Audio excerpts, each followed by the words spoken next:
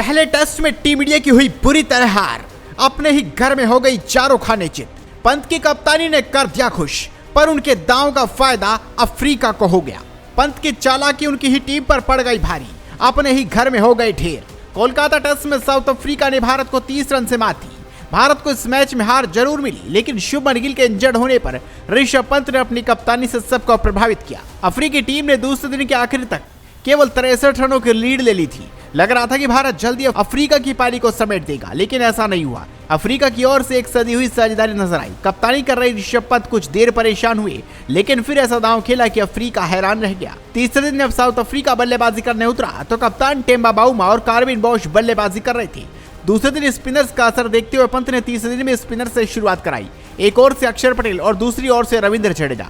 कुछ समय बाद वो कुलदीप यादव को भी अटैक पर लाए, लेकिन कुछ नहीं हुआ। भारत को जिस विकेट की तलाश थी वो उन्हें नहीं मिल पा रहा था। पंत ने फिर एक दांव खेला। उन्होंने पहली पारी में 5 विकेट लेने वाले बुमराह को अटैक पर लगा दिया। 44वें ओवर में बुमराह आए और आते ही उनका असर दिखा। दिन के अपने पहले ओवर में बुमराह ने 3 रन दिए। उनका अगला ओवर मेडन रहा। इसके बाद जब बुमराह को गेंद थमाई गई, तब तक बोश और बाउमा के बीच 44 रनों की साझेदारी हो गई। बुमराह 48वां ओवर लेकर आए और पहली गेंद पर बोश को बोल्ड कर दिया। बोश ने 37 गेंदों पर 25 रन बनाए। इस पारी में उन्होंने 2 चौके और एक छक्का भी लगाया। आखिरकार भारत के खाते में विकेट आया, जिसका उन्हें बेसब्री से इंतजार था। इसके बाद सिराज को लगाया गया और उन्होंने एक ही ओवर में 2 बचे खुचे विकेट भी झटका दिए।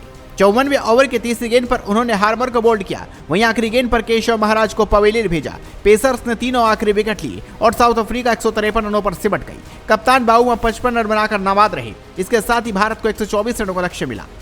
ऋषभ पंत का दांव शायद टेम्बा बाउमा को भी रास आया। इसी कारण उन्होंने भी पारी का पहला ओवर अपने पेसर मार्को यानसन से कराया। इसका फायदा उन्हें मिला। दूसरी पारी के पहले ओवर में साउथ अफ्रीका को जायसवाल का विकेट मिला। ओवर की चौथी गेंद पर जायसवाल डिफेंस करने की कोशिश कर रहे थे। गेंद बल्ले से लगी और विकेट कीपर के हाथ में चली गई। वहीं अपने दूसरे ओवर में यानसन ने केएल राहुल को भी चलता कर दिया। भारत का स्कोर 1 रन पर 2 विकेट हो गया।